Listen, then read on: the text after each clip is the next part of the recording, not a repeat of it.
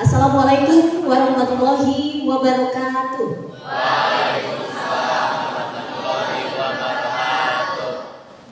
Selamat pagi. Walaupun waktu sudah siang, tapi senang kita tetap pagi. Dan tentu saja kepada Mbak Ketua Yayasan beserta jajaran dan juga para pemateri, selamat pagi. Dan juga seluruh teman-teman sekalian dari pelajar mungkin sekota Serang dan juga para mahasiswa yang ada di kota Serang dan sekitarnya. Alhamdulillahirrahmanirrahim, puji syukur kehadiran Allah Subhanahu wa Ta'ala karena atas rahmat dan hidayahnya tentu saja kita sekalian dapat hadir dan membersamai dalam seminar nasional yang digagas oleh Esa Unbaja. Boleh tepuk tangan dulu? Terima kasih. Karena mayoritas audiens di sini adalah para pelajar, izinkan saya memanggil dengan sebutan teman-teman sekalian. Boleh? Boleh. Baik, teman-teman sekalian, bahasa memiliki peran yang sangat penting sebagai alat komunikasi manusia untuk saling berinteraksi.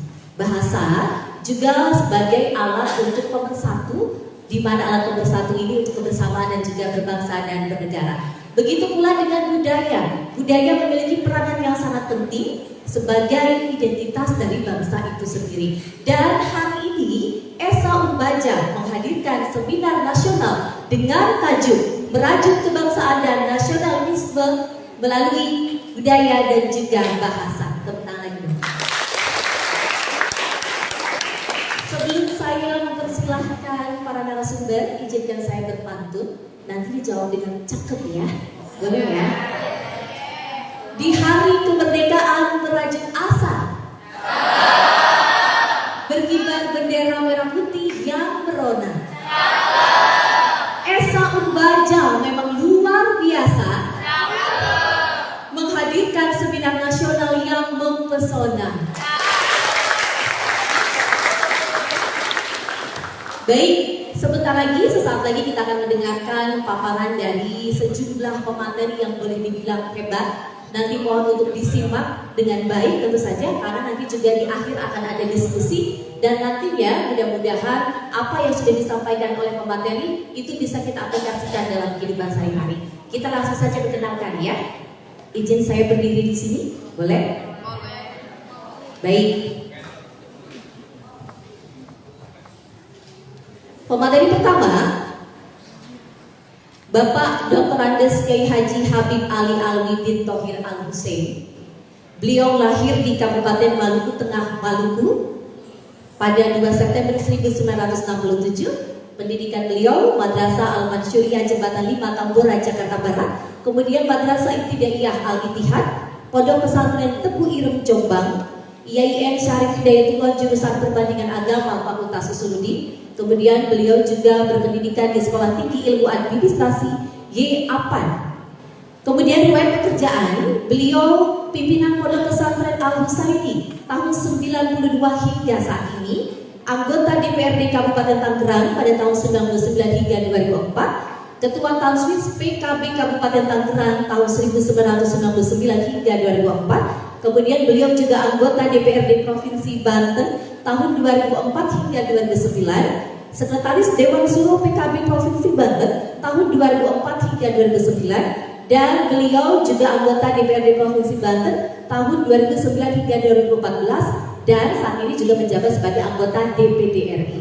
Kami persilahkan Bapak Dr. Andes Kiai Haji Habib Ali Alwidin Thohir Al-Husain, dipersilahkan. Boleh terima.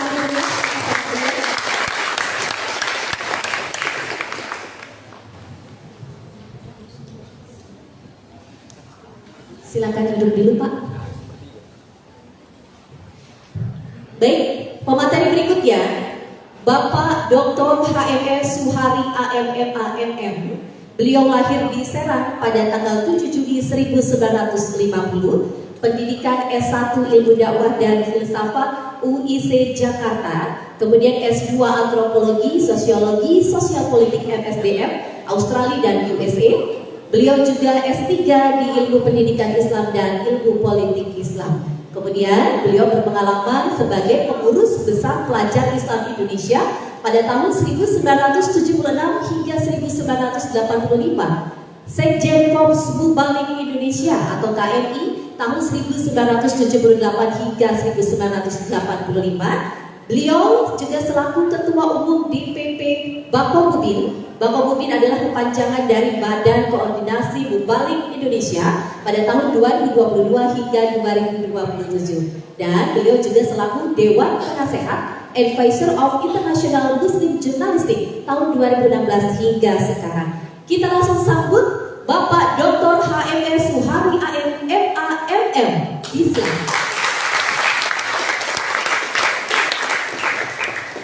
Kami ucapkan juga selamat datang untuk Bapak Dr. Haji Jajuli Juwaini LCMA.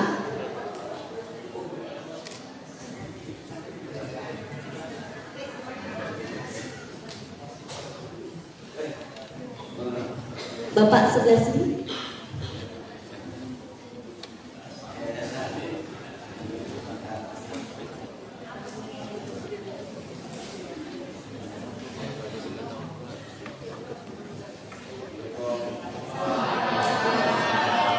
Izinkan saya membacakan profil dari Pak Jajuli. Beliau Dr. Haji Jajuli LCMA, lahir di Bekasi pada tanggal 2 Maret 1965. Pendidikan SD Negeri Galuh Bekasi tahun 79 hingga 82, kemudian MTS Negeri Cimalaya Karawang Jawa Barat, Man Subang Jawa Barat. Kemudian beliau juga pernah berpendidikan di LPIA Jakarta, Fakultas Syariah Jurusan Hukum dan Perbandingan Mahjab, S1 Universitas Imam Muhammad Ibnu Saud Fakultas Syariah, S2 Institut Ilmu Al-Quran Jakarta Jurusan Tafsir Hadis, S3 Universitas Negeri Jakarta Manajemen Sumber Daya Manusia 2016 dengan predikat cum laude. Beliau selaku Ketua Fraksi PKS tahun 2014 hingga 2019 dan 2019 hingga 2024. Anggota DPR MPR 4 periode dari tahun 2004 hingga 2024. Boleh bertangan. Baik, beliau juga selaku Wakil Presiden Forum Anggota Parlemen Muslim Indonesia atau IFIP tahun 2018 hingga 2022. Dan juga dosen pasca sarjana Universitas Sahid Jakarta. Dan boleh tepukan kembali oleh untuk Bapak Dr. Haji Jajuli Juwaini LCMA. Baik, saya sudah menjelaskan profil beliau, maka boleh saya izin untuk duduk ya. Selamat pagi Bapak-Bapak sekalian. Baik, untuk pemaparan pertama, saya langsung persilahkan kepada izin Pak Jajuli, boleh memaparkan untuk pemateri pertama? Baik, baik, Pak Habib dulu, silahkan Bapak. Kita sambut dulu tepuk tangan.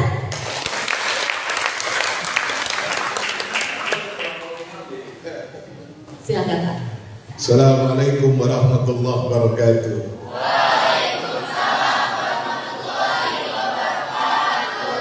Alhamdulillah, salatu wassalamu ala rasulillah, la hawla wa la quwata illa billah. Amma ba'd. Ya, sama-sama kita hormati Ketua Yayasan beserta seluruh sivitas akademika Umbaja yang saya hormati, juga sahabat-sahabat saya di sebelah kanan. Ini kita sudah tidak asing lagi, beliau yang mewakili DPR RI dari PKS, yaitu Dr. Jajuli Juwaini. Ini kita manggilnya Ustadz Jajuli. Juga di sebelah saya sahabat lama saya yang aktif dalam dunia dakwah, dunia mubalik, dari mulai Jakarta sampai Banten, balik lagi, ketemu lagi kita, yaitu Dr. Kiai Haji Suhari, yang alhamdulillah pada saat ini beliau menjadi Ketua Umum Bakobudin, Badan Koordinasi Mubalik Indonesia, serta anak-anakku dan adik-adikku sekalian yang saya cintai. Alhamdulillah, ini poin kali ini, judul seminar ini sangat luar biasa. Merajut nilai-nilai kebangsaan lewat bahasa dan budaya. Hampir dalam beberapa bulan ini Habib keliling dari mulai Sabang sampai Merauke melakukan FGD, yaitu forum group discussion yang berkaitan dengan bagaimana merajut nilai-nilai kebangsaan ini. Belum lama kemarin di Universitas Andalas di Padang. Dan alhamdulillah ternyata memang kalau rajutan ini kita tidak lakukan di Indonesia ini, maka Indonesia yang dari bahasanya saja itu udah sekitar 742 bahasa. Ini di Indonesia aja. 742 bahasa dan masing-masing ya, dari mulai yang paling lambat sampai yang paling cepat, sampai kita sendiri kagak paham. Ya. Ada yang suka bercanda dari mulai bahasanya kayak kambing mengembek pelan sampai kayak burung bercicit, cepatnya itu. Ini luar biasa dengan 742 bahasa. Belum lagi budaya. Budaya ini dia lahir dari suku-suku yang ada di Indonesia ini. Di mana setiap suku punya budaya sendiri, setiap suku punya budaya sendiri. Itu hampir 1.700 suku yang ada di Indonesia. Dari mulai Sabang sampai Merauke itu 1.700-an lebih. Lah ini kan luar biasa. Udah begitu Indonesia ini terdiri dari pulau-pulau lagi. Tidak sama seperti negara-negara lain yang cukup satu wilayah. Bahkan ada negara yang kagak punya laut. Jadi dia kalau mau pergi ke laut itu mesti naik pesawat, ada yang 2 jam, 3 jam untuk bisa sampai ketemu dengan laut. Tapi Indonesia tidak. Indonesia ini pulau-pulau yang begitu banyak sekali. Kok bisa? Pertanyaannya, kok bisa Indonesia ini dirajut sedemikian rupa sampai hari ini 78 tahun sejak kemerdekaan sampai hari ini Indonesia masih tetap ada. Mungkin banyak pertanyaan, apa sebenarnya yang membuat Indonesia ini masih tetap ada dan tidak tercabik-cabik? Ya, padahal gampang sekali untuk mencabik-cabik, untuk memisahkan Indonesia ini. Setiap pulau ya bikin aja merdeka, ya kan? Kalimantan merdeka, Papua merdeka, Maluku merdeka, Aceh merdeka. Oh, bisa saja mereka lakukan itu, walaupun harus tumpah-tumpah darah yang harus dikeluarkan. Nah, tapi rupanya ada rajutan. Kalau kita lihat bahasa, mungkin bahasa Jawa hanya dia merajut di Jawa, gitu. Bahasa Sunda hanya dia bisa merajut di Sunda. Apakah dia bisa merajut sampai di Aceh? Apakah dia bisa merajut sampai di Medan? Di Medan punya rajutan sendiri. Ya, di Medan punya rajutan sendiri. Apalagi kita ke wilayah timur, masing-masing dengan bahasa Bugis, ya, dengan bahasa Flores, dengan bahasa Ambon, dengan bahasa lainnya, semuanya itu punya bahasa sendiri, budaya sendiri. Ya, kadang-kadang juga orangnya juga berbeda-beda, kagak sama. Kalau kita lihat, nah, oh ini pasti dari Papua. Kenapa? Gampang kita melihatnya dari posturnya, ya, dari badannya, dari semuanya kita udah bisa tahu. Lihat lagi, ini ada yang lembut banget ini. Oh, jangan-jangan dari Sunda. Nah, gitu kan? Jangan-jangan dari Sunda, dari Cianjur, dari Bogor, Sukabumi. Ini kelihatannya halus di bening-bening. Nah, nanti lihat lagi. Oh, ini di Serang, Banten. Oh, bening-bening tapi agak kering dikit gitu. Ya, kenapa? Lagi kemarau. Lagi kemarau dan kita dekat laut lagi. Ya, kita dekat laut lagi. Nah, jadi kita bisa membedakan itu dari postur fisik saja kita sudah bisa tahu. Nah, Indonesia yang begini besar, ya, Indonesia yang begini besar itu kalau kurang lebih itu mungkin sekitar 6.000 kiloan kalau diukur dari Sabang sampai Merauke ini hampir 6.000 kiloan. 6.000 kilo kalau kita dari sini aja, dari sini itu 6.000 kilo kita udah sampai di Dubai, udah di Emirat, kita udah sampai di sana. Jadi sebenarnya besar sekali Indonesia ini. Apa sih yang bisa merajut ini? Apa sih yang bisa menyatukan negeri yang begini luas dan terdiri dari suku-suku yang begitu banyak, bahasa yang berbeda, budaya yang berbeda? Apa sih yang bisa merajut ini? Apakah, pertanyaannya, apakah bahasa bisa merajut? Merajut itu apabila tadi disampaikan oleh Pak Rektor, ketika kita pergi ke Mekah, ketua yayasan, ke Paris malahan, itu di Paris lah kok ada yang ngomong Serang gitu kan, lah udah langsung nyambung, ya ini. Jadi ada yang ke Mekah, ke Saudi, lihat kok ngomong Serang, loh ini orang Serang juga ini. Jadi rupanya bahasa itu memang untuk sangat mudah merajut yang terberai, ya, merajut yang terlepas dari tempatnya, dari akarnya. Tapi sebenarnya setelah saya kaji, ya, saya dalami, mau diterima atau tidak diterima, ya, tapi harus kita terima. Kenapa? Ternyata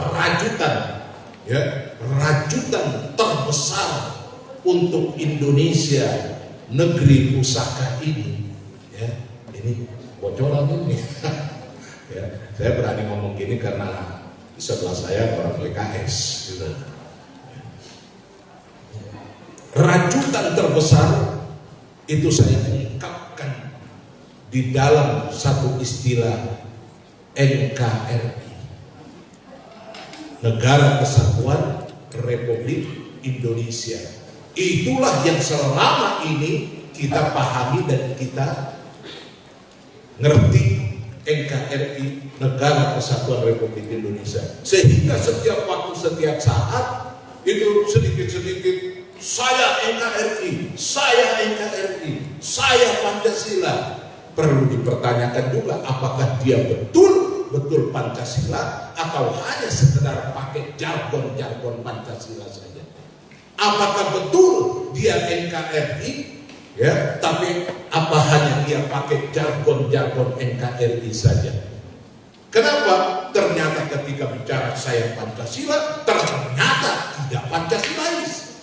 Ketika bicara NKRI, ya, ternyata malah justru melepas persatuan, membuat gaduh yang gak benar-benar, ya, bikin keributan. Ini bukan NKRI, jangan bicara NKRI seperti itu. Akhirnya ini ini menurut saya setelah melakukan pendalaman yang begitu panjang, saya keliling dari mulai Sabang sampai Merauke, baik lewat tugas-tugas saya sebagai anggota dewan maupun tugas saya sebagai seorang dai mubalik, itu ternyata yang saya temukan perekat utama di Indonesia ini adalah Islam.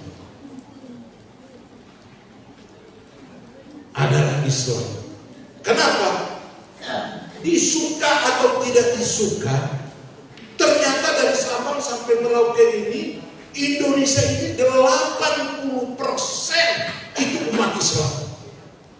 Itu perekatnya. Sehingga sering saya bicara ketika dalam berbagai acara, saya bilang NKRI itu negara kuat, rawat Islam.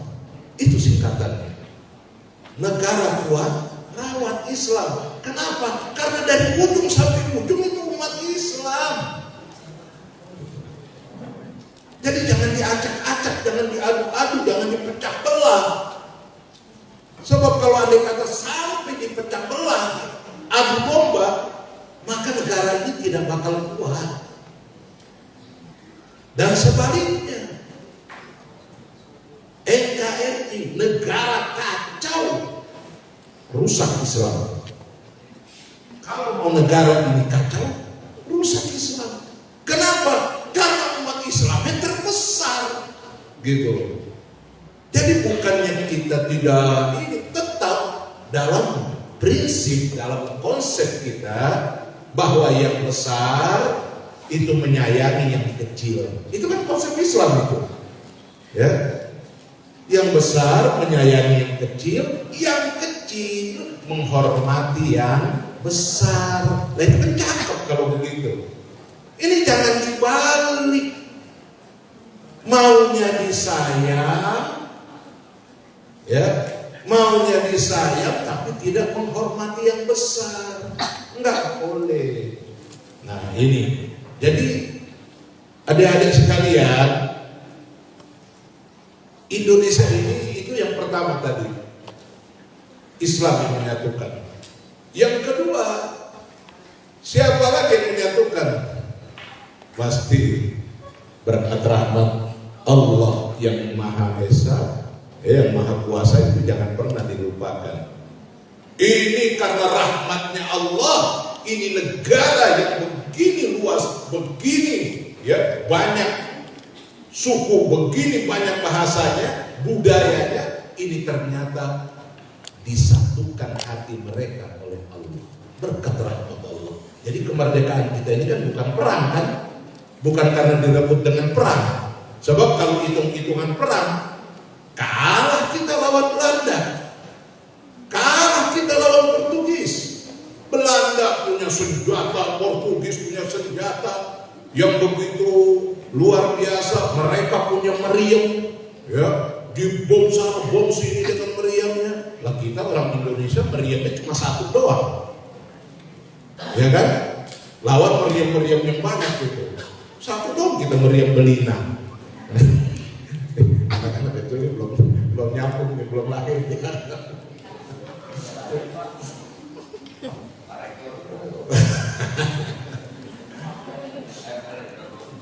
Nah jadi seperti itu. Bahwa kenapa sampai Allah memberikan rahmat yang begitu luar biasa kepada negeri ini? Ternyata nggak sembarangan ini negeri ini. Negeri ini adalah negeri pilihan Allah. Ini negeri pilihan Allah di Indonesia ini. Ya. Untuk apa? Untuk Allah titipkan agama Islam. Allah titipkan Al-Quran. Allah titipkan ulamanya. Ini di negeri ini. Makanya berada di dalam perhatian kecintaan Allah yang luar biasa. Allah berikan kepada kita dua hal yang tidak diberikan negara-negara lain. Yang pertama, kita diberikan oleh Allah SDM, sumber daya manusia. Sumber daya manusia Indonesia ini termasuk ranking keempat. Ranking keempat dari seluruh dunia yang SDM-nya itu banyak. Karena jumlah penduduk kita kurang lebih sampai tahun ini udah menginjak 280 jutaan. 280 jutaan itu ranking keempat kita. Luar biasa di Indonesia SDM-nya. Kalau dari 280 juta orang Nggak usah banyak-banyak, 50 atau 100 juta saja itu lahir profesor-profesor, lahir doktor-doktor, lahir tokoh-tokoh. Dari 50 juta itu rasa-rasanya ngebawa Indonesia untuk menuju baldatun thayyibatun walaupun ghafur itu udah pasti tercapai. Kita punya SDM yang banyak, paling banyak ya Cina 1,3 M, ya 1,3 atau 1,4 miliar. Nah, karena kebanyakan jadi banyak juga yang dikirim ke Indonesia karena banyak pulau-pulau yang masih kosong. Ya, hati-hati. Dia mengirimnya nggak banyak-banyak, 100, 200 dikirim aja ke sini, udah ngalahin kita yang 280. Ya, tiap pemilu menang dia, nah, gitu. Jadi luar biasa. Ini bicara tentang geopolitik, tapi itu bukan kelasnya anak-anak ini. Nah, jadi hadirin sekalian, kelebihan yang Allah berikan buat kita ini satu SDM-nya, sumber daya manusianya. Indonesia ini juga dikasih oleh Allah yang kedua SDA, sumber daya alam. Tidak ada satu negara di dunia ini yang punya kekayaan alam itu sebesar negara Indonesia. Coba mau bilang emas, oh emas kita siapa yang ngalahin? Emas di Indonesia, di Banten aja tinggal kita turun ke bawah aja dekat Cikotak udah ketemu tuh. Orang lagi pada gali emas, ya kan? Kita ke NTB, kita ke Papua, Freeport itu emas terbesar di dunia. Apalagi kalau kita ke Senen, Pasar Senen tuh, tiap pagi atau stasiun Gambir, itu tiap pagi kita datang ke situ. Atau sore, itu emas-emas itu yang turun dari kereta, atau naik kereta itu emasnya banyak banget lagi.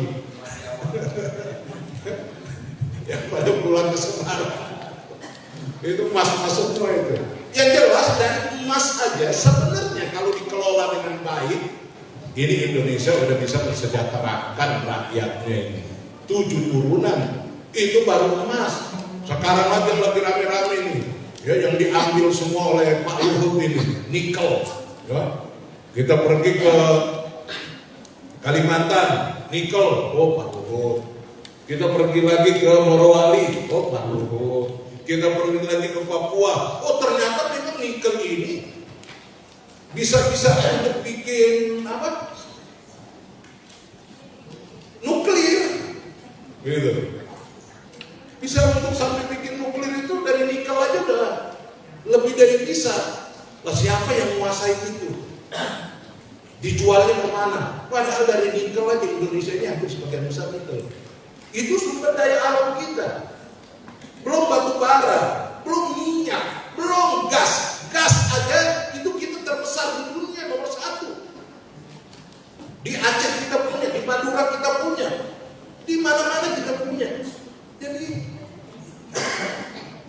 dengan kelebihan yang Allah berikan kepada kita, baik SDM maupun SDA ini, sebenarnya Indonesia ini nggak perlu susah, gitu loh. Nggak perlu susah. Harusnya Indonesia ini 78 tahun itu udah bangkit yang sangat luar biasa, ya. Dan tidak perlu lagi miskin dan nggak perlu lagi utang. Ini kan utang kita banyak banget ini. Ya. Mohon izin Pak, 5 menit lagi. Iya, 5 menit saya hitung. Ya. Nah kalau kita pikirin utang, kita kan orang yang paling sial hidupnya itu yang ada utang. Dikit-dikit dikejar utang. Ya, dikit-dikit ada yang ngetok rumah aja udah meriang di dalam. Pokoknya sial orang yang punya utang itu. Maka adik-adik ya, kalian jangan suka bikin utang-utang itu. Loh kita nggak pernah utang habis. Nah itu kalau sobi-sobi. Ya. Supaya letter suka pada ngambil paket, bapaknya yang bayar. Jangan bapaknya kalau ada duit, nggak ada duit utang. Utang itu paling sial. Nah itu kalau kita saja, rumah tangga saja punya utang, itu bapaknya nggak enak tidur, ibunya nggak enak tidur, ya dikejar-kejar debit kolektor, kredit belum bayar, ya rumah belum dibayar. itu udah stres. Lah itu rumah. Gimana kalau negara yang besar ini 280 juta ini itu utang negaranya gede banget. Lalu yang membayar siapa? Ya hitung-hitungan enteng. Kalau dibagi itu utang kita sekarang untuk seluruh rakyat Indonesia itu kebagian satu orang 50 jutaan.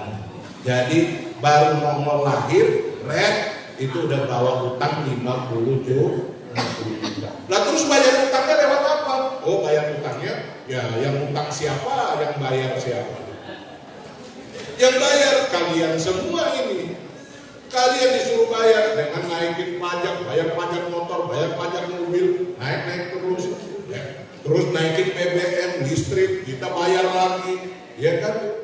Semua kita dikerjain lewat situ. Nah oleh karena itu, ya, yang kami harapkan nih anak-anak belajar kalian itu yang betul-betul bukan hanya sekedar ngarepin ijazah, tapi yang paling penting adalah ilmu.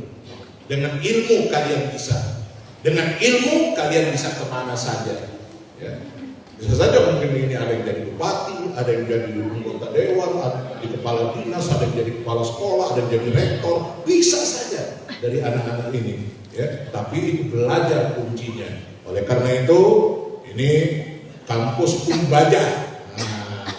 Ya, kampus Umbaja ini bisa kalian jadikan sebagai satu pilihan, ya, satu pilihan untuk bagaimana mengasah, baik mengasah ilmu maupun mengasah harapan bahwa ke depan saya harus bisa menjadi sumber daya yang terbaik untuk negeri tercinta ini. Demikian dari Habib, ya, bahasa bisa merekatkan, budaya bisa merekatkan, tapi yang paling penting karena kita 80% lebih umat Islam di negeri ini, Islam itulah yang merekatkan. Jaga Islam kalian, ya, jaga Islam kalian, jaga agama kalian, dan jaga negara kalian. Demikian kurang lebihnya, mohon maaf. Terima kasih. Assalamualaikum warahmatullahi wabarakatuh. Tepuk tangan yang meriah untuk beliau. Luar biasa sekali pemaparannya. Kalau boleh mengutip dari pemaparan beliau bahwa memang Muslim di Indonesia ini lebih dari 80% dan perekat utama untuk mempersatukan bangsa itu adalah dari umat Islam. Saya yakin pasti teman-teman sekalian begitu banyak pertanyaan yang ingin disampaikan, ditahan dulu karena masih ada 2 pemateri lagi. Baik, langsung saja kita persilahkan untuk Bapak Dr. Haji Jajuli Juwaini LC.MA, 15 menit dari sekarang Pak, silakan.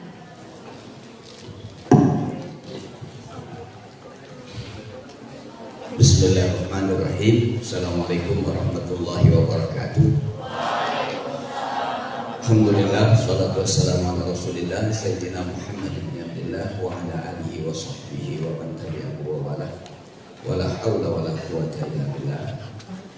Yang sama-sama kita hormati ketua dan pengurus yayasan, para dosen, para mahasiswa-mahasiswi, juga yang saya banggakan para pembicara, rekan-rekan dan sahabat saya tadi yang baru saja selesai berorasi berapi-api.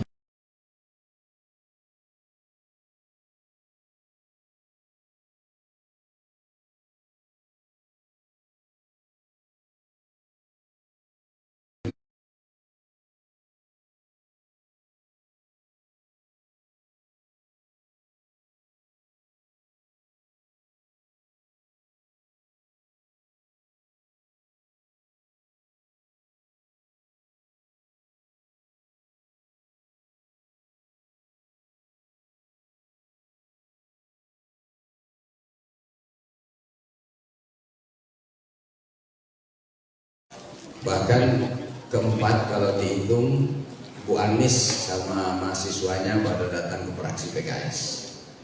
Pertama saya diminta oleh sahabat saya, sesepuh saya ini Pak Kiai Haji Suhari, ngisi seminar seperti ini di kampus yang satunya. Makanya tadi kenapa agak telat, salah kesana dulu, padahal udah dikasih tahu bahwa itu kampusnya beda. Tapi rupanya anak-anak teknis ini main hajar aja langsung, nggak dilihat dari alamat. Jadi kesana dulu tadi Pak, padahal Bapak udah bilang tadi, Bapak udah bilang kan.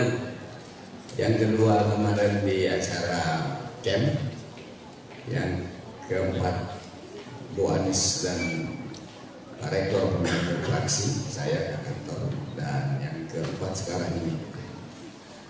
Ini saya senang dan bangga karena pesertanya mahasiswa. Memang mahasiswa dan anak-anak SMA ini harus diberikan pembekalan tentang sejarah bangsa ini secara utuh.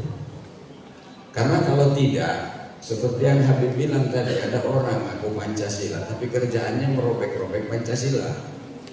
Ada orang yang mengaku merah putih tapi kerjaannya merobek-robek merah putih. Mereka ingin menggunting dan memutus mata rantai sejarah perjuangan Indonesia supaya mereka terlihat bahwa mereka lah pahlawannya. Dan ini tidak boleh, harus dicermati. Makanya Habib saya pernah nulis judulnya Ulama dan Santri Melahirkan Republik Indonesia. Karena dengan tidak menutup ruang perjuangan dari saudara-saudara kita dari agama lain, tetapi dari kalangan ulama, pesantren itu telah hadir sebelum Indonesia ini merdeka, sebelum Indonesia ini hadir. Makanya saya tidak suka kalau ulama itu dikriminalisasi. Dan satu-satunya fraksi yang mengusulkan perlindungan ulama kemudian diusulkan dirubah supaya lebih melindungi semua tokoh agama, RUU perlindungan tokoh agama. Tapi sudah mau hampir 5 tahun gak ada yang setuju sampai sekarang, cuman PKS saja. Karena kita ingin ulama ini dia punya otoritas menyampaikan agamanya.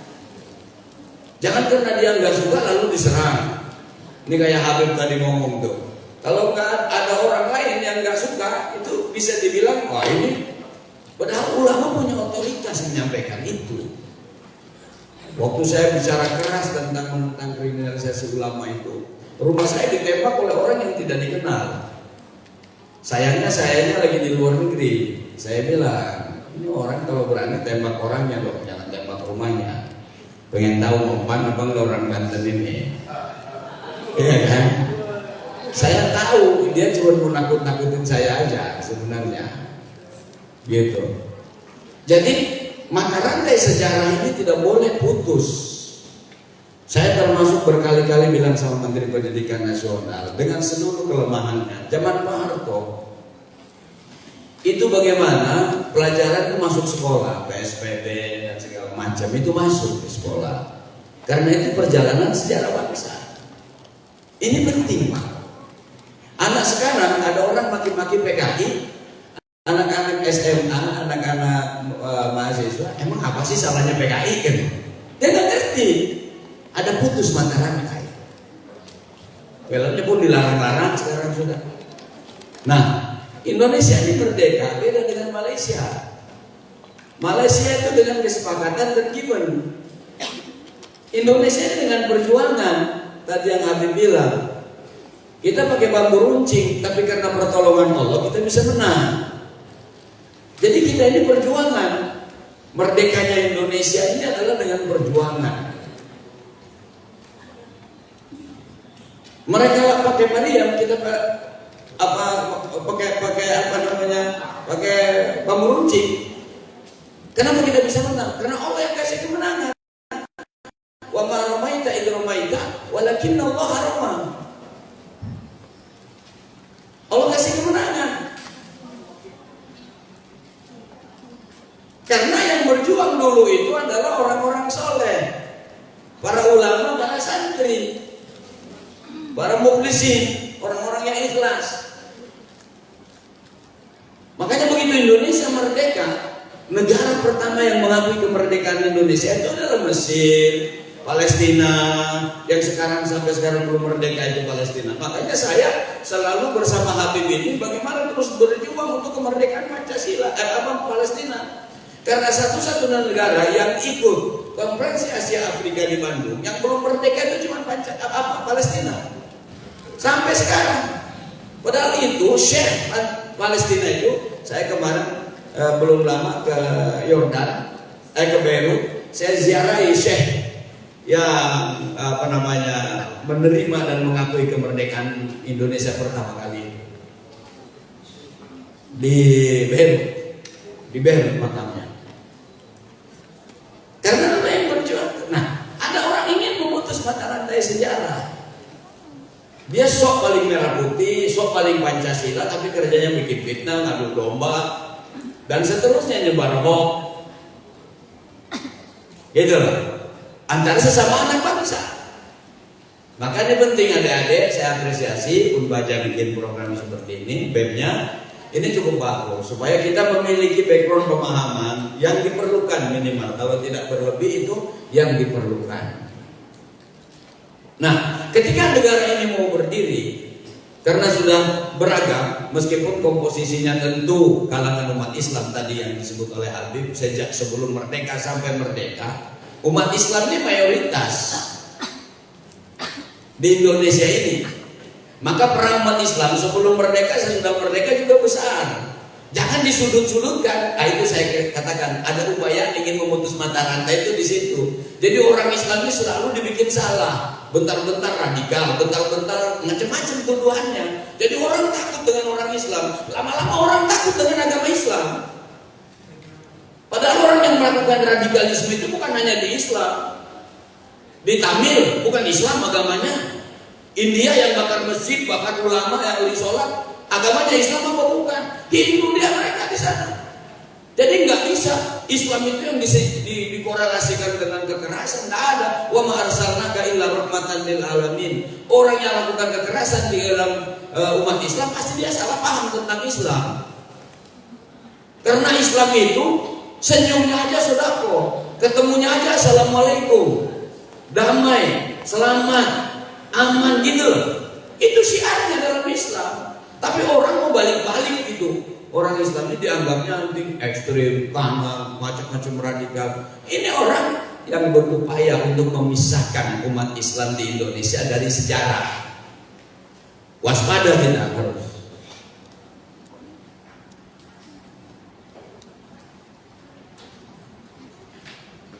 Jadi kalau umat Islam nggak mau jaga Indonesia, kata Habib tadi, berantakan sudah ini negara.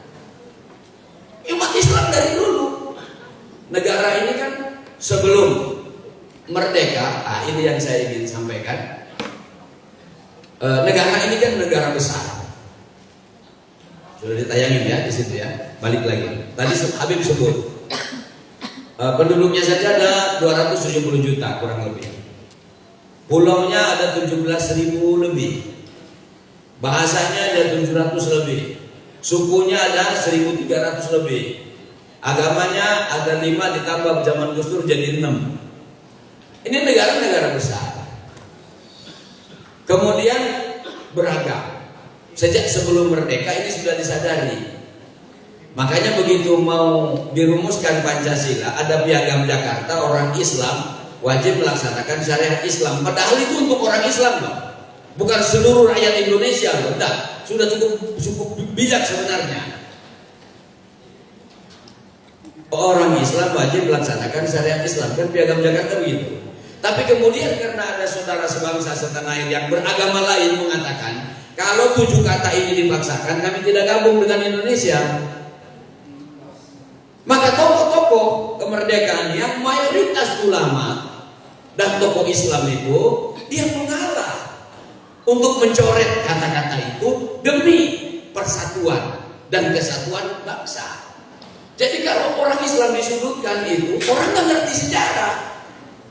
Setelah merdeka, Indonesia ini pernah negara syarikat. Kapan balik lagi menjadi NKRI? Setelah Bapak Dr. Muhammad Nasir, Ketua Praksi Masumi, mengusulkan mosi integral Indonesia. Lalu balik lagi, negara RIS-nya dihapus, balik jadi NKRI. Yang usul tokoh Islam lagi dari partai Islam lagi. Jadi yang NKRI yang disebut oleh Habib tadi, yang benar dulu dari dulu orang Islam yang jaga. Karena negara ini besar, beragam, dan seterusnya, para pendiri bangsa itu merumuskan cari titik temu yang bisa menjaga atas pertolongan Allah Subhanahu wa taala. Apa titik temunya? Yaitu Pancasila dan Undang-Undang Dasar Negara 1945. Itu platform berbangsa bernegara yang merupakan dianggap titik temu kebangsaan. Apapun agamanya, apapun sukunya, harus terima ini Pancasila dan Undang-Undang Dasar. Pancasila dirumuskan bukan di warung kopi, melalui sholat hajat, sholat istiqoroh, para ulama dan tokoh. Makanya sila yang pertama ketuhanan. Dan disebutkan sila pertama ini mengilhami sila-sila berikutnya. Makanya Indonesia ini bukan negara agama, tapi agama di Indonesia ini sangat dihormati. Perilaku yang bertentangan dengan agama silakan cek dari Indonesia. Makanya saya tentang LGBT. Karena itu bukan dan tidak relevan dengan Pancasila. Lagian ngapain sih? Ente diciptakan oleh Allah laki perempuan, ngapain kita cari laki-laki? Kalau udah laki-laki, ngapain perempuan jadi perempuan? Neng, apa enaknya neng? Laki ya sama perempuan, begitu sunatullahnya. Dulu nggak ada orang berani, sekarang berani datang ke DPR. Orang Indonesia, kulitnya seperti Indonesia, hidungnya juga pesek. Dia datang ke DPR, kita dibuatkan undang-undang tentang disahkannya LGBT.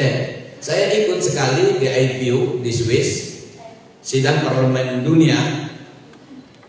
Itu Belgia mengusulkan agar seluruh parlemen membuat undang-undang melegalkan LGBT.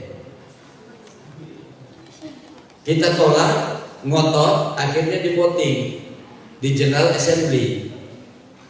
Teman-teman Pak Ketua Yayasan Habib mencengangkan 400 peserta setuju undang-undang itu dilegalkan, 600 yang menolak. Artinya itu tipis.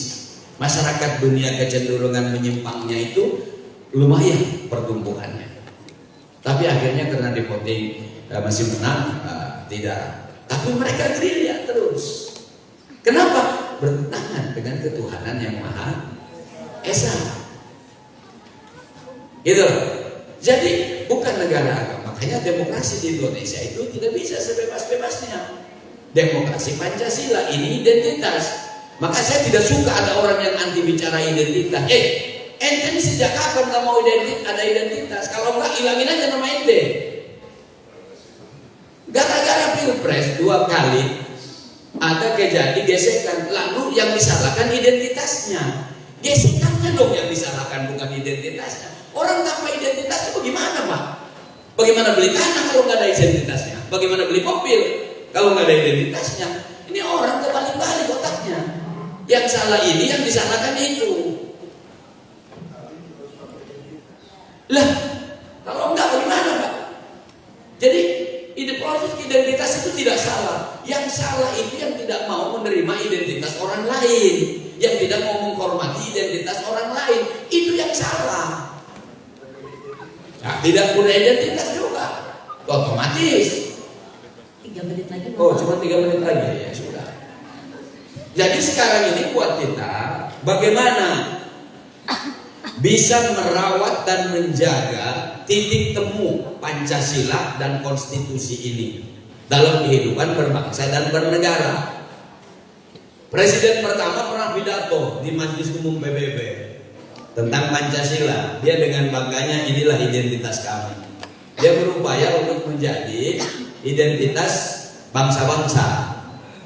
Nah, tetapi apapun identitasnya, kalau bukan berkat rahmat Allah, itu tidak ada artinya. Makanya kita bangga. Soviet, sparring partnernya Amerika, itu bubar sudah. Indonesia yang secara teori dari segi pulaunya, bahasanya, keberagamannya, harusnya lebih dulu dikacau. Tapi berkat rahmat Allah Tuhan yang Maha Kuasa, Allah lindungi. Karena sila pertama ketuhanan itu yang mengilhami sila-sila berikutnya. Maka ini harus kita jaga. Ya, nah dijaga itu maksudnya dipelihara. Pemerintah punya kewajiban.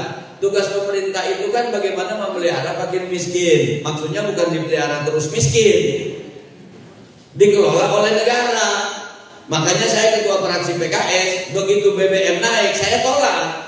Sayangnya cuma 50 anak buah saya nawar 525. Ya kalah lah. Gas 3 kg naik, saya tolak, kalah lagi. BPJS kelas 3 naik iurannya, saya tolak, kalah lagi. Kenapa saya tolak? Karena amanat konstitusi, rakyat harus disejahterakan.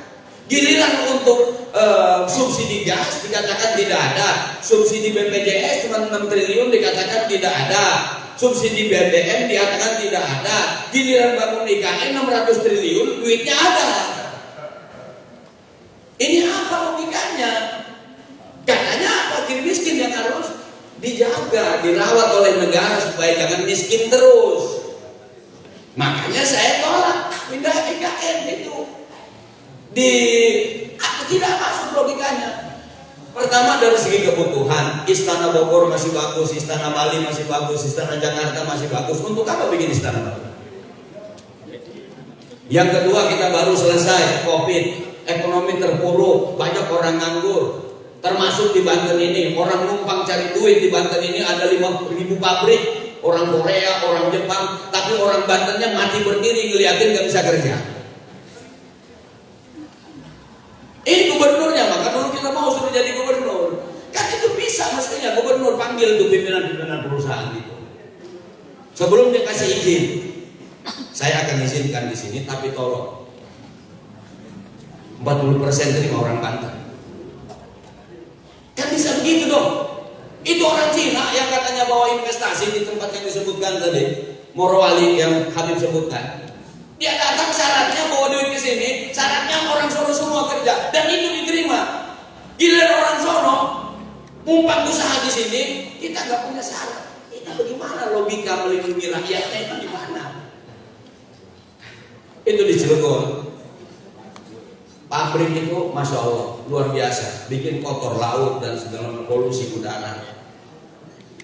Harusnya mahasiswa-mahasiswi yang tidak mampu di Universitas Purbaja nggak perlu repot cari beasiswa. CSR mereka itu harusnya cukup untuk membiayai anak seluruh Banten. Jangankan yang udah mahasiswa, yang mau lahir pun bisa dibiayai harusnya. Yang kawin pun harusnya bisa dibiayai. 5.000 pabrik yang ada di Banten ini. Cuman tadi kepala daerahnya mikirnya cuma sorangan baik, dewekan baik mikirnya. Orang mikir rakyat sing anani Banten. Nanti baru ngomongin ngerti. Oh Banten asli lah ngurus kenyik. Baik, terima kasih. Terima kasih banyak Pak. Lagi-lagi disebutkan memang Islam adalah rahmatan lil alamin, begitu ya. Karena ulama dan santri memang melahirkan Republik Indonesia. Tapi Pak, barangkali yang tadi Bapak sebutkan juga di tengah fitnah besar yang mungkin dihadapi umat Islam saat ini adalah radikalisme dan terorisme. Nah, bagaimana menepis paham itu? Nanti aja jawabnya Pak ya, barangkali sambil diskusi. Baik, kita persilahkan untuk Bapak Dr. HMS Suharya MM. Silahkan Pak. Baik, terima kasih. Assalamualaikum warahmatullahi wabarakatuh. Waalaikumsalam warahmatullahi wabarakatuh. Nah, ini jamnya masih lemes ini, ya, kurang semangat. Sekali lagi, assalamualaikum warahmatullahi wabarakatuh. Waalaikumsalam warahmatullahi wabarakatuh. Alhamdulillah wa syukurillah wa nikmatillah wa la hawla wa la quwwata illa billah.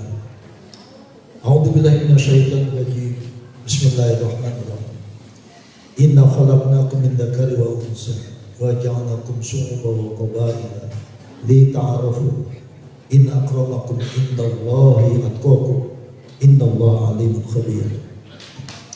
Yang saya hormati Ketua Yayasan Unbaja beserta rektor dan jajaran akademisi Unbaja, kemudian dua narasumber, ya, Pak Dr. Jajuli Joeni, sahabat saya Pak Habib Ali. Dua-dua ini saya kasih tahu kepada Anda semua, Pak Habib ini calon DPD RI untuk yang ketiga kalinya, ya, betul. Bisa kita dukung dong? Dukung siapa? Ya. Kalau bersama, sebab wakil dari DPD, ya, RI di Banten ini, itu yang beliau, dan beliau sangat concern sekali dengan persoalan di Banten ini. Ya kita udah tahu, ya kan, track recordnya, dan beliau mencalonkan untuk yang ketiga kalinya. Mari kita dukung, ya, insya Allah. Siap? Ini bukan kampanye, cuma minta doa. Ya. Yang kedua Pak Jajuli Joeni, beliau juga kayaknya masih lanjut Pak ya, Banten belum ya? Lanjut, jadi lanjut beliau dan kita dukung juga, ya kan? Karena beliau kita sudah tahu, ya. Ya. Kalau saya belum, ya. Insya Allah, ya. Ke depan barangkali jadi staf ahli aja, ya, di kalangan kementerian, insya Allah. Bapak dan Ibu saudara-saudara, terutama moderator nih, yang cantik, ya. Oh begitu.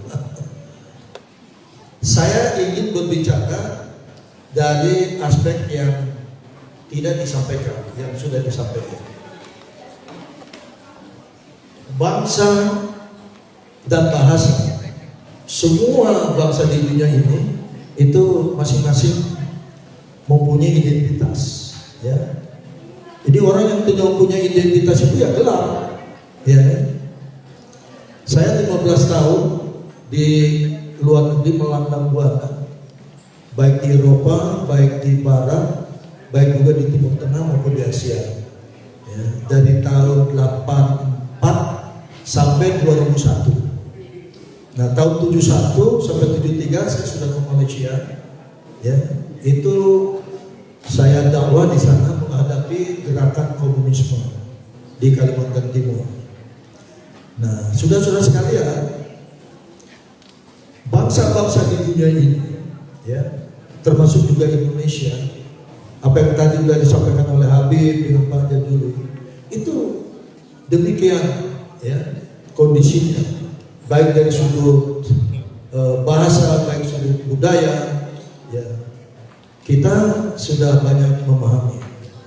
Tapi ada satu hal yang saya ingin sampaikan, baik kepada sivitas akademika Unpaja juga mahasiswa, ya. Pak, ada 2 buku, judulnya itu Api Sejarah, ya. Itu 800 halaman, ya. 2 buku itu rata-rata hampir 1000 halaman, yang ditulis oleh Profesor Dr. Ahmad Mansur Suryandara, ya. Beliau asal Bandung, mantan KAPI, Kesatuan Aksi Pemuda Pelajar Indonesia 1965, dan beliau juga keluarga besar pelajar Islam Indonesia, menulis buku tentang api sejarah bangsa Indonesia. Kalau kita baca itu, baru kita tahu persis, ya, bahwa Indonesia ini dibangun dan didirikan oleh ulama, santri, umat Islam Indonesia. Itu sangat terbesar, ya. Bayangkan, 2 buku isinya 800 halaman per bukunya. Nah, itu tolong dimiliki itu, ya. Saya melihat itu buku wajib. Kenapa? Karena itu sejarah perjuangan umat Islam Indonesia, ya, yang membangun NKRI. Itu penting sekali. Kemudian yang kedua, kalau kita lihat problema bangsa di dunia ini, ya, mungkin adik-adik pelajar dan juga mahasiswa itu harus tahu, ya, tadi saya berbicara dengan Ketua Yayasan agar di Unbaja ini ada pusat kajian strategis internasional untuk memberikan wawasan kepada mahasiswa, mengkaji dan meneliti semua bangsa-bangsa yang ada di dunia ini selain pada bangsa Indonesia. Ya. Saya di DPP Bakauheni itu mendirikan pusat kajian strategis internasional Bakauheni. Kita membaca negara-negara di dunia ini, ya, baik sudut budayanya, ipolexosbuknya, ya, kemudian bahasanya, itu kita baca semua, sehingga kita tahu di mana kelebihan, di mana kekurangan. Ya. Kalau kita mau melihat dari SWOT analisis, baik itu strengthen, ya, kekuatan, kelemahan, ya, kemudian kesempatan dan solusi seperti apa tentang bangsa ini, ya, itu harus kita baca. Jadi bagaimanapun mahasiswa yang ada di Unbaja ini haruslah menjadi mahasiswa yang cerdas,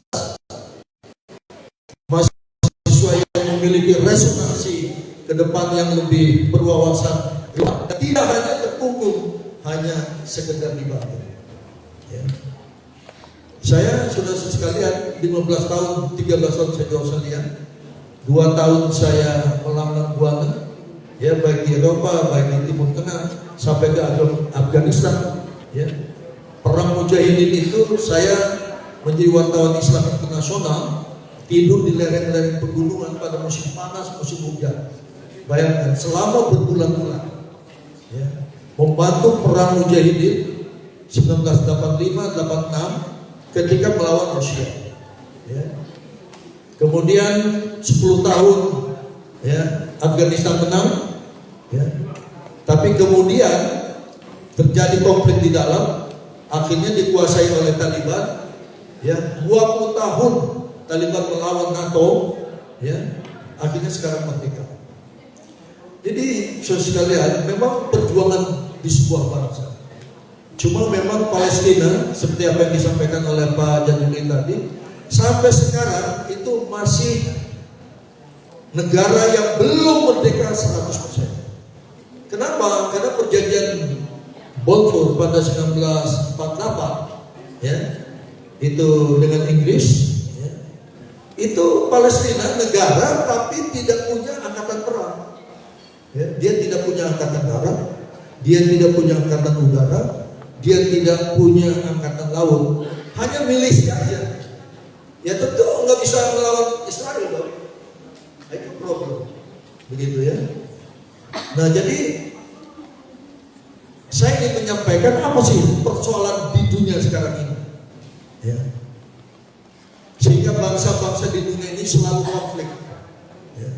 Bangsa-bangsa yang masing-masing punya identitas, yang masing-masing punya bahasa, yang masing-masing punya ideologi, ya, ipolexosbuk, ideologi politik, ekonomi, sosial dan budaya, itu kerap kali tidak pernah damai. Ya. Yang pertama persoalan hegemoni politik dunia, NATO, Amerika Serikat, antara Barat dan Eropa. Ya. Karena hegemoni politik ini sebuah blok yang untuk membangun kekuatan mereka sendiri. Lalu mereka melakukan 3 hal. Pertama, menyebut masalah ideologi, menanamkan ideologi baik itu kapitalisme, ya, sekularisme maupun liberalisme. Yang kedua, menyebut masalah kewilayahan, ya, bagaimana wilayah-wilayah itu supaya tunduk, ya, dengan hegemoni politik itu. Dan yang ketiga menyangkut masalah national resources, sumber daya alam yang dikendalikan oleh mereka. Dan yang keempat menyangkut masalah kemanusiaan, apa yang disebut dengan exploitation de l'homme par l'homme. Ini bahasa Prancis, ya. Jadi pemisahan manusia atas manusia ini terjadi, saudara, ya. Sekarang sedang bergerak. Mungkin adik-adik, ya, para pelajar mahasiswa sudah banyak melihat melalui YouTube, melalui media sosial, tentang perang Rusia Ukraina. Bayangkan, Ukraina itu kan bekas jajahan Rusia, ya, negara kecil, tapi mampu melawan Rusia. Kenapa? Karena di backup oleh NATO. Ya. Dari mulai Februari 2022 sampai sekarang sudah 18 bulan perang belum usai. Kenapa? Karena Rusia punya target, ya, untuk merobohkan itu hegemoni politik Amerika dan NATO. Jadi dunia ini sekarang tidak baik-baik saja. Tadi bicara soal Papua, soal Kalimantan, ya, mungkin banyak yang belum banyak menyadari, ya, bahwa Papua itu juga sedang diincar, ya, oleh Barat. Nah, Kalimantan itu sedang diincar oleh Asia, ya. Lalu di mana Indonesia? Jadi kapal perang mereka di Laut Tuna itu di Cina Selatan itu sudah berjaga-jaga, Pak. Ya. Cuma kita ngikuti tidak. Nah, ini persoalan. Ini persoalan menyangkut masalah kebangsaan, menyangkut persoalan kenegaraan, menyangkut masalah identitas dari bangsa-bangsa itu sendiri. Kemudian problema yang kedua, konflik peradaban. Ya. Saya mengacu kepada tesisnya Huntington, pakar politik dunia, penasihat hidup putih. Beliau menulis dalam bukunya The Clash of Civilization, perang peradaban. Perang peradaban ini itu perang, ya, pengaruh peradaban, baik itu bahasa, baik itu ideologi, baik itu politik, baik itu budaya dan lain sebagainya. Baik itu yang ada di Eropa, di Barat, di Asia, di Timur Tengah, di Tiongkok, ya, dan termasuk Indonesia. Kata Huntington, ya, kalau perang nuklir itu nggak bakalan lama, seminggu 2 minggu selesai. Kenapa? Karena manusia bisa punah, negara-negara bisa hancur. Tapi perang peradaban itu memakan waktu long time, makan waktu yang lama. Ya, kenapa? Karena itu menyangkut masalah ideologi, menyangkut masalah harkat dan martabat manusia, menyangkut masalah sosial budaya dan lain sebagainya. Nah, baca buku itu, ya, The Clash of Civilization by Profesor Dr. Huntington. Jadi ini barangkali problema-problema dunia yang harus dibaca oleh para mahasiswa. Ya. Jadi mahasiswa harus memiliki wawasan yang luar biasa, harus memiliki wawasan yang jauh ke depan. Kalau Anda sudah demikian memiliki wawasan yang luar biasa, maka Indonesia ke depan itu akan dipimpin oleh mahasiswa-mahasiswa Unbaja.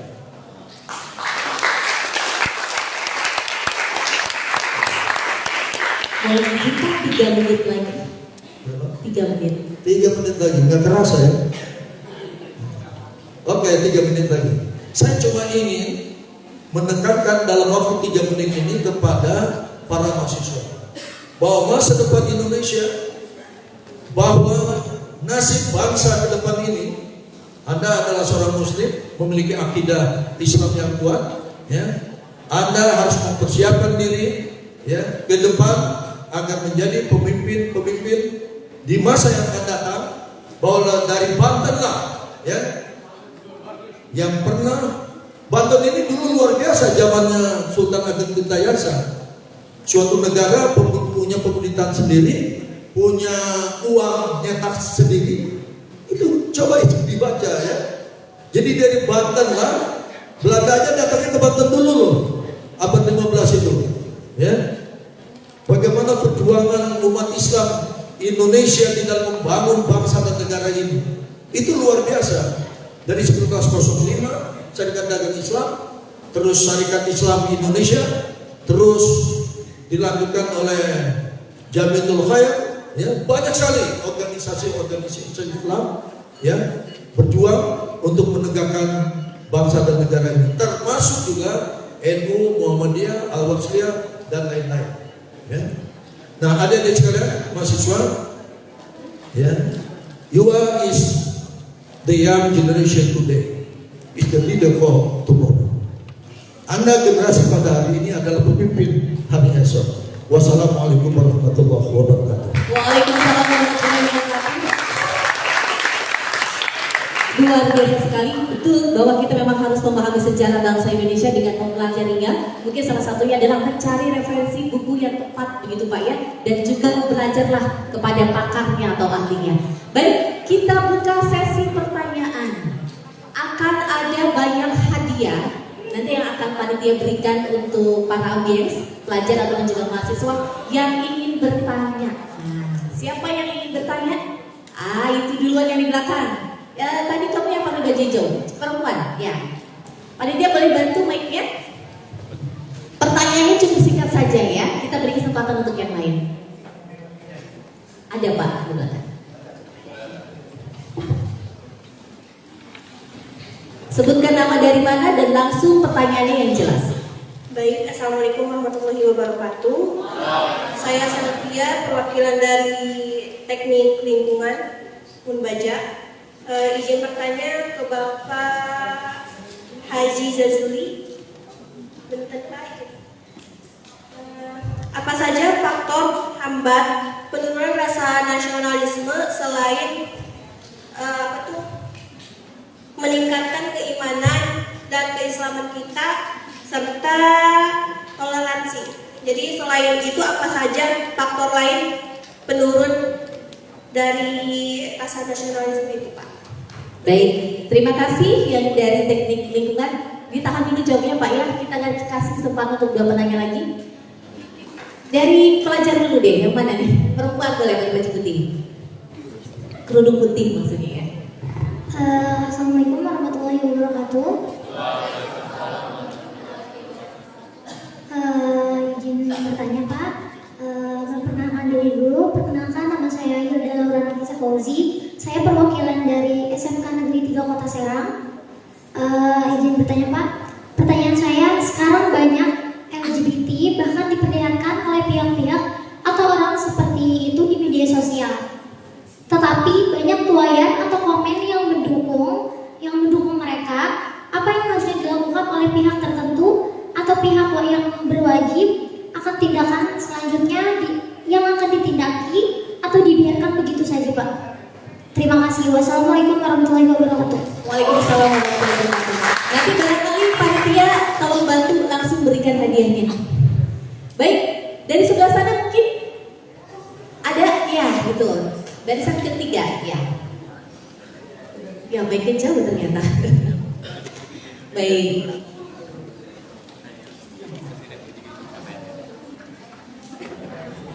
Oh iya, tadi perempuan selalu ya. Maaf ya Pak, bukan diskriminasi Pak, karena memang yang mengangkat pertama perempuan. Nanti kita kasih kesempatan untuk laki-laki. Baik. Iya, ya. Kata Pak Jajuli bilang PC-nya aja wanita saja, yang lelaki tidak ada. Baik, silakan.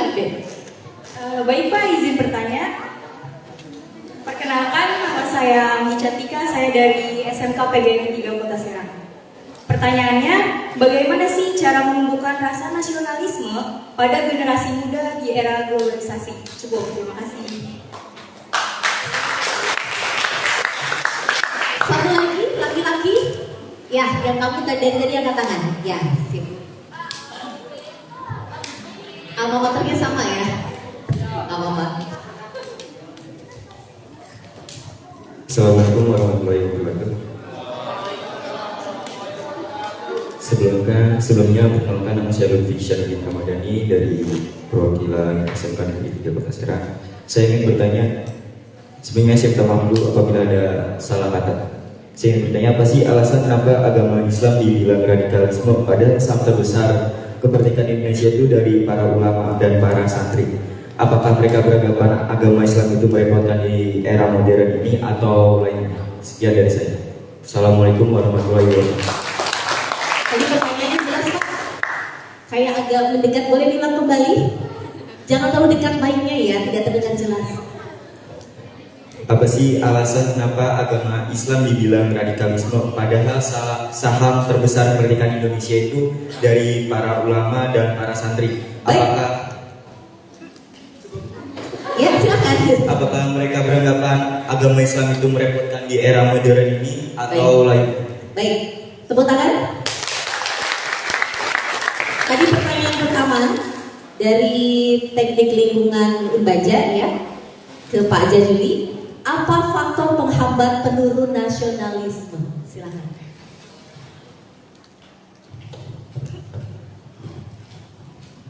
Masih ada di situ, saya belum sempat sampaikan tampilan. Terus itu bisa menjawab karena tadi waktunya habis. Yang terakhir sebelum terakhir, saya ingin terus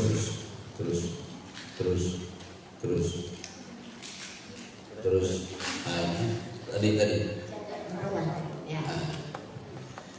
Jadi beberapa langkah ini akan mengokohkan persatuan dan sekaligus nasionalisme. Nasionalisme itu pertama memang akan bisa tumbuh besar ketika kita memiliki rasa tanggung jawab. Dulu bahkan pendiri NU itu bikin lagu Bubul Waton Minal Iman, karena ingin menggerakkan dan menanamkan bagaimana cinta tanah air itu sebagian dari iman. Tanpa tanah air, kita nggak usah lihat tanpa tanah air. Satu tanah air yang komplit terus, juga ibadah tidak tenang, kemudian juga ekonomi akan hancur, semua akan hancur. Apalagi kalau tidak ada tanah air itu harus dibangun, harus dijaga, dan menjaga itu akan serius ketika kita dasari dengan cinta kepada tanah air. Yang berikutnya kita harus mempelajari sejarah tanah air. Kan untuk bisa cinta itu kita harus kenal betul dengan baik tanah air kita itu, ya. Kemudian efek kalau kita masing-masing abai terhadap tanah air, siapa yang akan membela tanah air kita kalau bukan kita? Itulah pentingnya generasi muda ke depan itu harus memiliki pengetahuan yang cukup tentang sejarah bangsa, tentang nasionalisme, tentang bagaimana merawat.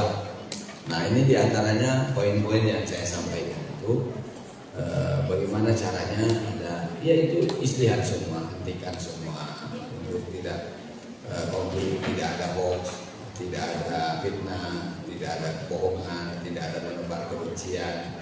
Nah, kenapa tadi disebutkan, saya nyambung sama pertanyaan adik lagi kita, kenapa orang Islam kok disudutkan radikalisme? Karena ada kebencian dari kelompok-kelompok dan pihak-pihak tertentu terhadap Islam dan umat Islam. Walan tardu anka al-yahudu walan nasara hatta tattabi'a millatahum. Kemudian yang kedua, salah paham. Yang ketiga, ada kepentingan politik, tidak ingin orang Islam berkuasa, maka kita buat image yang buruk terhadap orang Islam. Padahal orang Islam itu punya konsep yang utuh tentang politik, tentang kehidupan, tentang perdamaian, tentang semuanya. Gitu loh. Nah, persoalan ada orang Islam yang belum bisa melaksanakan itu urusan lain. Tetapi Islam secara ajaran tidak pernah mengajarkan kekerasan. Islam itu Nabi saja ditegur, walaupun tafaddan ghalidul qalbi lan faddu min hawli. Kalau kau keras ya Rasulullah, kata Allah, dan faddu min hawli, orang akan kabur. Maka syiarnya dalam Islam tadi absus salam, sebarkan salam. Salam itu dalam arti assalamualaikum sebagai syiar bertemu. Salam itu dalam arti konten keselamatan dan perdamaian. Begitu Islam mengajarkan. Saya kasih contoh tadi, kenyataannya yang radikal di Tamil itu bukan orang Islam. Kenyataannya yang radikal di India itu bukan orang Islam. Jadi Myanmar yang injek-injek bayi masih kecil, membunuh kaum ibu seterusnya, yang di Myanmar ini bukan orang Islam agamanya. Artinya tidak bisa direlevansi dan korelasikan Islam itu dengan kekerasan. Tidak ada Islam yang mengajarkan kekerasan. Dalam perang saja, kondisi perang Islam itu diatur. Orang tua nggak boleh dihabisi, Kemudian pohon-pohon nggak boleh dihancurkan, tempat ibadah nggak boleh dihancurkan. Kalau Anda pernah datang ke Istanbul, di situ yang belum lama disahkan jadi masjid lagi oleh Erdogan, itu Hagia Sophia namanya.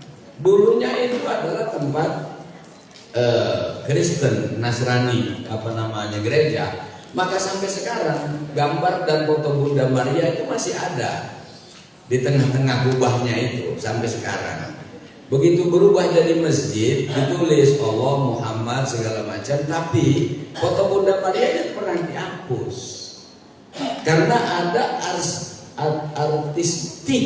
Jadi Islam itu menghormati tentang keindahan. Innallaha jamilun yuhibbul jamal. Allah itu indah, suka sama yang indah. Kemudian karena itu terakhir dibeli oleh orang Islam, kemudian diwakafkan untuk jadi masjid. Pada zaman Mustafa Kamal itu dirubah jadi museum, dikembalikan lagi oleh Erdogan sesuai dengan yang belinya, yang mewakafkan, maka dibuatlah jadi masjid. Tetapi tulisan Bunda Marianya tidak dihilangkan sampai sekarang, hanya ditutup pakai kain putih, begitu ya.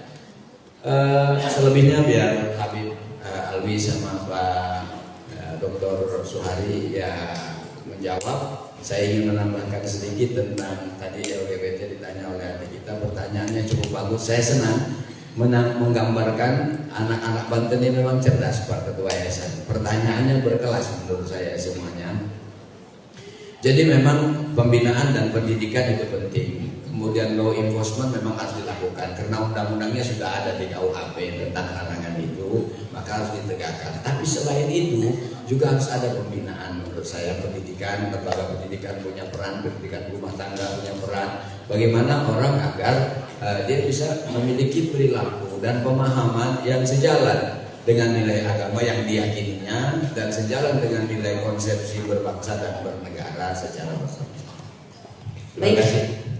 Itu tadi sudah dijawab secara umum begitu ya, sudah dijawab oleh Pak Jajuli. Tapi kita juga persilakan untuk Pak Habib, silakan barangkali yang menanggapi banyaknya LGBT di media sosial yang beredar. Nah, juga banyak komentar-komentar yang mendukung begitu ya. Bagaimana mungkin kita selaku terutama para pelajar dan juga mahasiswa, apa yang harus dilakukan, Pak? Ya, terima kasih. Poin pertama, kalau persoalan LGBT itu jangan pernah kita pikirkan di dalam otak kita bahwa LGBT itu tidak ada, ya. Bahwa prinsip Allah menciptakan makhluknya itu adzakar wal unsa, laki perempuan, kagak ada lagi makhluk di tengah-tengah, ya, nggak ada yang makhluk istilahnya orang bilang tulang lunak, ya, tulang lunak itu, badannya kekar tapi gemulai. Nah ini jangan. Nah ini bisa terjadi itu dari beberapa sebab. Sebab yang pertama, kita lihat ini bahwa persoalan LGBT atau persoalan salah hubungan ini sudah memiliki historis yang panjang, yaitu dari mulai sejak zaman Nabi Lut. Ya, zaman Nabi Lut itu sudah ada perempuan suka perempuan, laki-laki suka laki-laki. Gitu. Malah yang di tengah-tengah malah jadinya yang terkecil, yaitu laki suka perempuan. Nah, padahal Allah ciptakan itu min dzakari wa unsa, laki dan perempuan, supaya di situ ada hubungan yang namanya hubungan pernikahan, supaya dari pernikahan itu melahirkan keturunan su'uban wa qabail, ya, melahirkan keturunan yang banyak.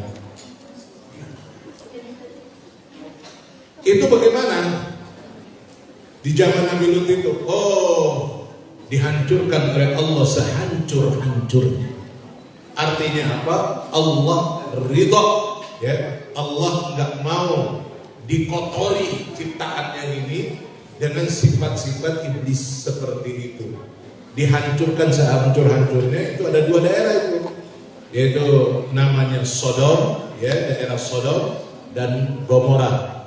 Makanya kalau yang laki-laki itu Sodomi, ada istilah Sodomi itu dari kota Sodom itu yang dihancurkan, dibalikkan, diangkat itu negerinya dan dihancurkan sedalam-dalamnya. Sampai hari ini bekas daripada pengangkatannya itu, kalau kita pergi ke Jordan, kita akan ketemu dengan namanya Laut Mati. Ya, di situ laut yang paling rendah di muka bumi. Nah, itu diceritakan oleh para guide-guide di sana itu, ini adalah daerah Sodom dan Gomora yang dihancurkan oleh Allah. Gitu. Jadi jangankan yang lain, ikan aja kagak ada yang hidup di situ. Ikan aja kagak ada yang hidup, mati semuanya. Nah, itu satu. Udah ada cerita lama. Cerita lama ini yang udah dimusnahkan oleh Allah, ini jangan dibangkitkan kembali. Ya, kerjaannya iblis, setan memang untuk mencoba menarik-narik itu lagi. Saya pergi ke mana itu, ke daerah Eropa. Itu di sana gambar-gambar, ya termasuk di Jerman, itu gambar-gambar ciuman laki-laki dengan laki-laki, itu di gambar-gambar biasa di tempel-tempel itu. Kok hal yang biasa, perempuan dengan perempuan, apalagi kalau kita datang mau ngopi di kafe begitu, ya perempuan dengan perempuan, laki-laki dan laki-laki itu udah hal yang biasa, gitu. Kenapa? Karena jadi kalau andai kata Allah, ya kalau kita bilang itu Allah sudah tidak ridho, maka ke bawahnya itu harus ada yang menjaga ketidakridhoan Allah ini. Siapa yang menjaga? Ya manusia. Nah, kita di Indonesia ini sudah dilakukan oleh para founding father kita dengan menjadikan Pancasila itu sebagai dasar negara kita dan sila ketuhanannya itu. Ini artinya bahwa perbuatan-perbuatan yang tidak diridhoi oleh Allah ini jangan sampai bertentangan dengan sila yang pertama ini. Ini udah melanggar sila yang pertama. Oleh karena itu tugas tanggung jawab ya para pemimpin-pemimpin yang waras. Kalau kita di DPR ini, DPD ini kan udah masuk dalam wilayah kepemimpinan itu. Ya tugas kita membuat undang-undang yang melarang itu. Nah, tinggal pelaksanaannya itu di siapa? Pelaksanaannya itu di eksekutif, yaitu presiden, menteri, sampai bawah-bawah sampai RT. Itu tugasnya ngejagain undang-undang, ngejagain itu Pancasila. Jadi kalau bilang Pancasilais, tapi LGBT itu dibuka kerannya seluas-luasnya, Pancasilanya di mana? Jadi bukan ketuhanan yang Maha Esa lagi, ya, kesetanan yang luar biasa jadinya. Ya. Lebih banyak ngikut setan daripada ngikut Tuhan. Udah tahu Tuhan gak ridho, makanya itu para ulama taruh di sila yang pertama itu. Jadi segala apapun yang Allah tidak ridho, bubarkan, tutup. Ya, pemerintah punya kekuasaan, cabut izinnya. Harusnya begitu. Sampai bawah semuanya dicabut. Minuman keras, kira-kira Tuhan ridho apa kagak? Tuhan ridho mau minuman keras apa kagak? Ya nggak bakal ridho lah, ya. Kecuali hantu. Kalau hantu itu ya senang minum keras, tapi kalau Tuhan enggak, Allah enggak. Allah larang itu minuman keras. Nah, pemerintah kita yang mayoritas umat Islam ini yang harusnya dihormati, ya, Pancasila harusnya dihormati. Itu nggak boleh ada di negeri ini. Ya. Tutup itu keran-keran yang namanya minuman keras apapun bentuknya. Apakah bentuk pil, bentuknya apa? Serbu, ya, bentuknya apapun. Mau namanya narkoba, mau namanya apa? Tutup keran-kerannya. Ya. Tangkap. Nah, itu kan adanya di pemerintah, di eksekutif. Jadi tugas eksekutif itu ya sebenarnya ya mau nggak mau berat.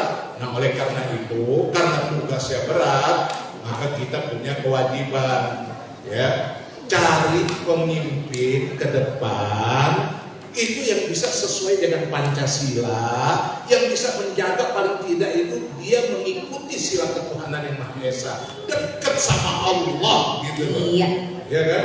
Betul. Itu intinya di situ. Dekat sama Allah. Kalau dia dekat sama Allah, mudah-mudahan gerakan para kiai, para ulama, lembaga di DPD, DPR ini nggak pusing lagi karena undang-undang udah, semua udah, tinggal pelaksanaan di lapangan. Pemerintah punya tangan, ya kan? Punya tangan, punya izin, punya polisi, punya TNI, punya Satpol PP. Masa tidak bisa kunci yang begitu-begitu? Baik. Jadi saya rasa demikian. Jadi semuanya harus bergerak bersama. Ya harus kompak kita semua ke depan ini. Terima kasih. Baik. Terima kasih banyak. Boleh tepuk tangan. Kita harus bersama-sama menolak LGBT, begitu ya. Baik, pertanyaan berikutnya, apa alasan agama Islam seringkali difitnah radikalisme? Barangkali ini jawabannya ke Pak Suhari. Nanti menyambung bagaimana membangun nasionalisme. Silakan Pak. Baik, sebelum saya jawab itu saya cuma ingin nambah. Ini Android ini 90% iblis. Yang ada di dalam ini 90% iblis. Yang baiknya masalah keilmuan itu LGBT ada di sini. Karena itu adik-adik, Anda harus selektif, ya. Yang berhubungan dengan ilmu pengetahuan, yang berhubungan dengan masalah kebudayaan, yang berhubungan dengan masalah keagamaan dikaji di sini banyak. Tapi yang berhubungan dengan LGBT, ya, yang berhubungan dengan masalah seksualitas dan lain sebagainya, yang kotor-kotor itu hindari. Ya. Ini 90% iblis. Ya, jangan main-main. Baik, saya sudah menulis tentang radikalisme dan terorisme dalam perspektif Islam. 35 halaman, dan waktu itu sudah dialog dengan Densus 88 di markas FSPP, Forum Silaturahmi Pondok Pesantren.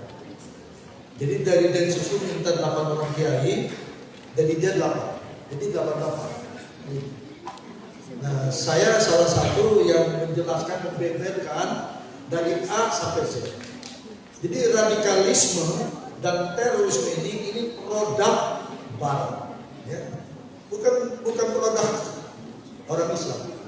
Bahkan di abad 17 ini sudah terjadi, ya, itu gerakan Itali, gerakan komunis Itali, ya, gerakan merah Italia dengan gerakan Jerman, ya. Itu abad 17 sudah ada, gitu. Nah, saya pernah diminta oleh BIN, ya, untuk menjelaskan di Jakarta. Begitu saya jelaskan, saya bilang, siapa yang membuat konsep radikalisme dan terorisme ini? Yaitu Barat. Barat siapa? Nah, Amerika sendiri sekarang sudah minta maaf, ya, bahkan di PBB sudah dijelaskan bahwa Islamofobia itu tidak benar. Oleh karena itu di PBB sendiri, ya, kalau orang ya dia ketika mulai dia mengungkap masalah Islamofobia, ya, radikalisme dan sebagainya, itu sudah terkena undang-undang. Jadi mereka yang buat, mereka juga yang menghapuskan begitu. Tapi di Indonesia pasti ada aja itu. Ya, kenapa? Karena mereka terus terang saja nggak suka, ya, kalau kepemimpinan ini dipegang oleh orang Islam. Lagi kalau Habib misalnya atau Pak Jajuli, belum apa-apanya udah jadi makhluk. Ya, kan? Ya, jadi, nah ini kadang-kadang ini terjadi di bangsa sendiri. Anda bisa bayangkan kenapa? Karena ideologi berbeda. Ideologi saya, ideologi Habib, Pak Jajuli ini itu arahnya kepada Islam. Ya, bagaimana menurut konsep Quran dan Sunnah hadis? Karena Quran hadis itu memberikan resonansi di dalam kehidupan bangsa dan negara. Ya. Islam jaya dari abad ke-7 sampai 700 tahun. Islam itu memimpin dunia. Tapi dari awal abad 15 sampai 19 Islam mengalami degradasi. Ya. Awal abad 20 sampai ke depan, ya, Islam itu dalam proses kebangkitan. Insya Allah, ya, dunia ini, termasuk di Indonesia. Allahu Akbar. Khususnya di Bandung. Habib ya jadi gubernur yang akan datang. Baik, boleh tepuk tangan yang meriah. Seluruh pertanyaan tadi sudah dijawab. Karena waktunya begitu mepet, ini hampir jam 12 begitu ya. Jadi kita tutup saja. Ya, terima kasih banyak untuk bapak-bapak narasumber yang sudah hadir dan memberikan materinya, ini luar biasa sekali. Semoga apa yang sudah disampaikan oleh para beliau yang hebat ini itu bisa kita aplikasikan dalam kehidupan sehari-hari, dan terutama di bulan ini khusus ini adalah momen kemerdekaan. Kita bisa tetap cinta tanah air, menjunjung tinggi nilai kebangsaan. Kalau boleh saya sedikit kutip dari kata bijak ya, jangan tanyakan apa yang bisa negara berikan kepadamu, tapi tanyakan apa yang bisa kamu lakukan untuk negaramu. Terima kasih. Kita tutup dengan membaca hamdalah.